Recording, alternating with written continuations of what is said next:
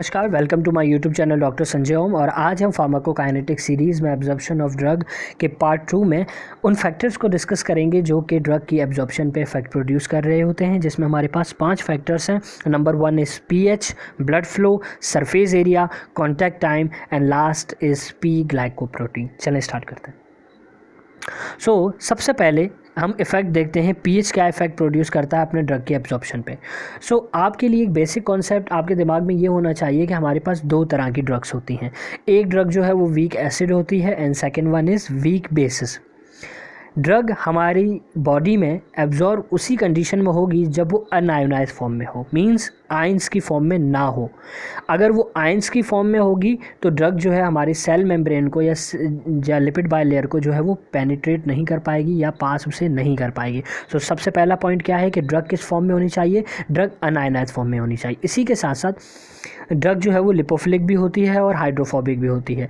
Lipophilic drug जो है वो इजीली लिपिड बाइलेयर को पास कर जाती है, और हाइड्रोफोबिक जो ड्रग होती है उसे कोई सी ट्रांसपोर्टर की या किसी कैरियर की नीड होती है। बट अगर बहुत ज़्यादा लिपोफिलिक होगी फिर वो लिपिड बाइलेयर को जो है वो पास नहीं कर पाएगी, और इसी तरीके से बहुत ज़्यादा हाइड्रोफोबिक भी नहीं होनी चाहिए। तो आप इस इक्वेशन को देख सकते हैं। ये इक्वेशन बेसिकली एसिडिक ड्रग के लिए है। इसमें आपके पास लेफ़्ट हैंड पे जो ये लिखा हुआ है फार्मूला, ये बेसिकली आप यूँ समझ लें कि ये एसिडिक ड्रग की एक फॉर्म है, ठीक है। और इस तरफ जो लिखा हुआ है ये भी एसिडिक ड्रग की फॉर्म है। ये कौन सी फॉर्म है? ये अनआयोनाइज फॉर्म है। आप देख सकते हैं इसके ऊपर कोई चार्जेस नहीं है, लेकिन इस तरफ चार्जेस हैं। ये कौन सी फॉर्म है? ये आयोनाइज फॉर्म है। मैंने आपको सबसे पहले यही बताया था कि कौन सी फॉर्म जो है वो ड्रग की बहुत जल्दी जो सेल मेम्ब्रेन में पास हो जाएगी, अनआयोनाइज फॉर्म। तो इन दोनों में मैं आपको कहूँ कि कौन सी फॉर्म होगी, तो जी बिल्कुल HA जो है, जो कि अनआयोनाइज फॉर्म है, ये बहुत जल्दी ही एब्जॉर्ब हो जाएगी या पेनिट्रेट कर जाएगी सेल मेम्ब्रेन को। और इसी के साथ हम इन्हें इस तरफ जो ये आपके पास अनआयोनाइज फॉर्म है, इसे हम प्रोटोनेटेड फॉर्म कह रहे होते हैं, और इस आयोनाइज फॉर्म को हम नॉन प्रोटोनेटेड या डीप्रोटोनेटेड फॉर्म्स कह रहे होते हैं। तो अगर मैं जस्ट इसकी समरी करूं तो मैं यूं कह रहा हूं कि ये एसिडिक ड्रग है जो कि प्रोटोनेटेड फॉर्म में है और अनआयोनाइज फॉर्म में है।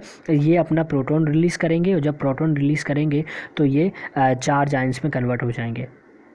अब नेक्स्ट पे आते हैं, that is weak basis. Weak basis में क्या है?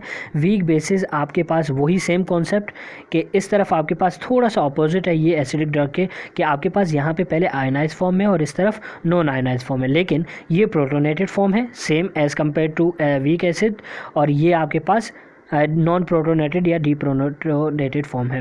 अब आपके पास क्या हो रहा है कि ये कह रहे हैं कि जब आपके पास वीक बेसिस की प्रोटोनेटेड फॉर्म अपना H रिलीज़ करेंगे तो क्या होगा कि आपके पास बेसिकली जो ड्रग है वो किस फॉर्म में चली जाएगी? अनचार्ज फॉर्म में चली जाएगी, क्योंकि वो अपना एक इलेक्ट्रॉन प्रोटॉन जो है वो लूज़ कर देंगे। अगर इन दोनों की हम समरी बनाएं तो वो कुछ इस तरीके से है कि एसिडिक ड्रग में प्रोटोनेटेड फॉर्म जो है वो बहुत जल्दी सेल मेम्ब्रेन को पास कर जाएगी, और वीक बेसिस में डीप्रोटोनेटेड फॉर्म जो है वो बहुत ही जल्दी सेल मेम्ब्रेन को पास कर जाएगी। इसे मज़ीद हम डायग्राम के थ्रू देखते हैं। आपके पास यहाँ पे मैं 2 डायग्राम शो कर रहा हूँ। ये आपके पास एक जो है वो लिपिड ड्रग ए है जो कि वीक एसिड है। इसमें आप देख सकते हैं कि हमारे पास पहले आयोनाइज फॉर्म में ड्रग थी, लेकिन वो पास नहीं कर पाई लिपिड बाइलेयर को। उसे हमने किस में कन्वर्ट कर दिया? अनआयोनाइज फॉर्म में, और अनआयोनाइज फॉर्म जो है वो बहुत ही जल्दी लिपिड बाइलेयर को क्रॉस कर के चली गई। इसके साथ साथ अगर हम सेकेंड एग्जांपल देखें जो कि वीक बेसिस की है, वीक बेसिस में भी क्या हो रहा है कि जो आयोनाइज फॉर्म है वो लिपिड बाइलेयर को जो है वो पास नहीं कर पाई, और नॉन आयोनाइज फॉर्म ने ड्रग को बहुत जल्दी जो है वो पास कर लिया। अब जो चीज़ें हमने पढ़ी उनको जस्ट समरी के लिए एक साथ जो है रिकॉल करते हैं, ताकि ये वाला कॉन्सेप्ट आपका बहुत ही ज़्यादा स्ट्रॉन्ग हो जाए, क्योंकि बहुत ज़्यादा इंपॉर्टेंट है फार्माकोलॉजी के लिहाज से। सबसे पहला पॉइंट हमने ये कहा कि वो तमाम ड्रग्स बहुत जल्दी ही सेल मेम्ब्रेन को पास कर जाएंगी जो कि अनचार्ज की फॉर्म में होंगी, अनआयोनाइज फॉर्म में होंगी। वीक एसिड जो है उसमें अनचार्ज फॉर्म कौन सी थी? प्रोटोनेटेड फॉर्म थी, जो कि बहुत जल्दी सेल मेम्ब्रेन को पास करके जा रही थी। और वीक बेसिस में जो हमारे पास अनचार्ज फॉर्म है वो कौन सी थी? वो डीप्रोटोनेटेड फॉर्म थी, जो कि बहुत जल्दी ड्रग को पास कर रही सेल मेम्ब्रेन को पास कर रही थी। और इसी के साथ साथ जो मेन चीज़ क्या है कि किसी भी ड्रग का अनआयोनाइज फॉर्म होना बहुत ज़रूरी है, जो कि आपको ये बताता है कि ये ड्रग कितनी जल्दी जो है वो एब्जॉर्ब होगी। इसके साथ साथ एक और फैक्टर है, that is pK. PK basically strength होता है, the strength of the weak acid and weak base which is can be represented by ionisation constant, जिसे हम पीके कह रहे होते हैं। इसे बेसिकली मैं अपने नेक्स्ट लेक्चर में जो है बहुत डिटेल में समझाऊंगा कि पीके और पीएच का क्या रिलेशनशिप है। आप इस डायग्राम में देख सकते हैं कि the distribution of a drug between its ionise and non ionise form, जो कि डिपेंड कर रही है पीएच और पीके के ऊपर ड्रग के। सो हमने पहले पीके है डिस्कस किया, तो आप जस्ट ये देख लें कि when drug is less than pH is less than pK, the protonated form HAN predominant form. ये आपके पास ये डायग्राम है जिसके अंदर हम रिलेशनशिप बता रहे हैं पीएच और पीके का कि क्या हो रहा है। Number second is blood flow to the absorption site. जी बिल्कुल, देखें इंटेस्टीन में जो ब्लड फ्लो होता है वो बहुत ज़्यादा होता है एज़ कम्पेयर टू स्टमक। तो सबसे ज़्यादा जो एब्जॉर्प्शन है वो कहाँ होती है, वो इंटेस्टीन में होती है, क्योंकि वहाँ पे ब्लड फ्लो जो है वो बहुत ज़्यादा होता है एज़ कम्पेयर टू स्टमक। और इसी तरीके से अगर एक एग्जांपल देखें कि जब शॉक सिविली जो शॉक की कंडीशन होती है उसमें ब्लड फ्लो रिड्यूस हो जाता है क्यूटेनियस टिश्यू के तरफ। सो क्या होता है कि जो लोग सबक्यूटेनियस एडमिनिस्ट्रेशन करते हैं ड्रग की, तो वहाँ पे एब्जॉर्प्शन जो है वो मिनिमाइज़ हो जाती है, क्योंकि ब्लड फ्लो जो है उस तरफ कम हो जाता है। थर्ड फैक्टर हमारे पास है टोटल सरफेस एरिया। सो जैसे कि आप जानते हैं कि हमारी इंटेस्टाइन में जो है ब्रश बॉर्डर्स होते हैं, जिसे हम माइक्रोविलाई कह रहे होते हैं। इनका सरफेस एरिया जो है वो स्टमक से 1000 गुना ज़्यादा होता है, जिसकी वजह से जो है स्टमक से अगर हम कंपैरिजन करें तो इंटेस्टाइन में ड्रग की एब्जॉर्प्शन जो है वो बहुत ही ज़्यादा एफिशिएंट होती है। Number 4 is contact time with the absorption surface. मतलब जैसे हमने सरफेस एरिया की बात की कि जिस साइट पे जिस रीजन पे एब्जॉर्प्शन हो रही है वहाँ का कॉन्टैक्ट टाइम।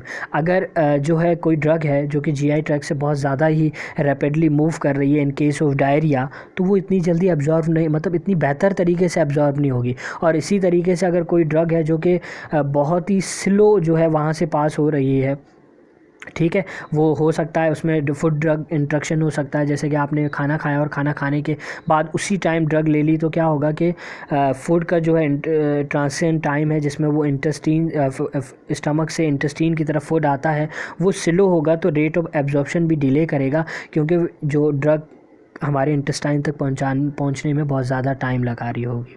ठीक है, तो नॉर्मल टाइम होना चाहिए। बहुत ज़्यादा फास्ट हुआ तो भी ड्रग सही तरीके से एब्जॉर्ब नहीं होगी, और बहुत कम हुआ तो ड्रग एब्जॉर्ब तो हो जाएगी लेकिन टाइम बहुत लगेगा, क्योंकि जिस ड्रग को इंटेस्टाइन में एब्जॉर्ब होना है वो बहुत ज़्यादा देर तक अगर स्टमक में रहेगी तो हमें इतना जल्दी थेरेपेटिक इफ़ेक्ट जो है वो नहीं मिल पाएगा।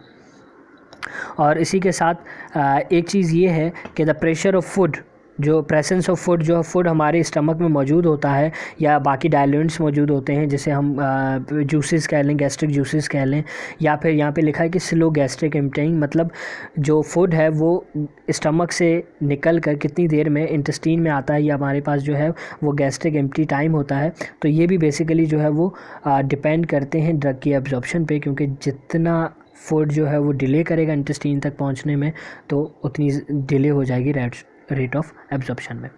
Number 5 is expression of ji protein. So ji protein क्या है, ये बहुत ज़्यादा आपके लिए इंपॉर्टेंट है। जी प्रोटीन क्या चीज़ है कि जी प्रोटीन आपके जी प्रोटीन का जो सेकंड नेम है that is a multi drug resistance protein. और ये क्या कर रहा होता है, ये बहुत ज़्यादा इंपॉर्टेंट प्रोटीन है जो कि सेल मेम्ब्रेन के अंदर मौजूद होता है, और ये फॉरिजन सब्सटेंसेस को सेल से बाहर निकाल रहा होता है।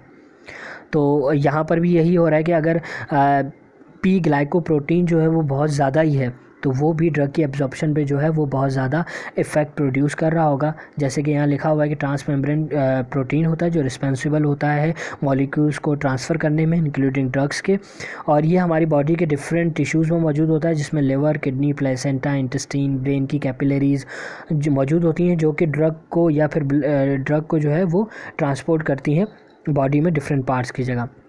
सो ये अगर पी ग्लाइकोप्रोटीन के साथ ड्रग का इंट्रैक्शन बहुत ज़्यादा होगा तो क्या होगा कि ये पी ग्लाइकोप्रोटीन ड्रग को सेल से पंप आउट कर देगा। सो यहाँ पर भी ड्रग की एब्जॉर्प्शन जो है वो बहुत ही कम हो जाएगी। आप इस डायग्राम में देख सकते हैं कि ये बेसिकली हमारे पास पी ग्लाइकोप्रोटीन जो है उसका स्ट्रक्चर है। वो क्या कर रहा है कि ये सेल मेम्ब्रेन है और ये एक्स्ट्रा सेल्यूलर पार्ट है, मतलब सेल के बाहर का पार्ट है, और ये सेल के अंदर का पार्ट है जिसे आप साइटोप्लाज्म कह रहे होते हैं। बेसिकली ये एटीपी कंज्यूम करता है, एटीपी डिपेंडेंट पंपिंग सिस्टम है, जिसमें ये क्या कर रहा है कि ड्रग को जो है वो ड्रग एक्स्ट्रा सेलुलरली मतलब सेल से बाहर निकाल रहा है। And the lecture is of. Thank you so much. Join my WhatsApp group and if you have any Curie you can ask me. और इसी के साथ साथ आप जो है वीडियो को कमेंट में ज़रूर अपने फीडबैक ज़रूर दीजिएगा, जिससे मैं अपने लेक्चर्स की क्वालिटी को बहुत ज़्यादा इम्प्रूव कर सकूँ। Thank you so much.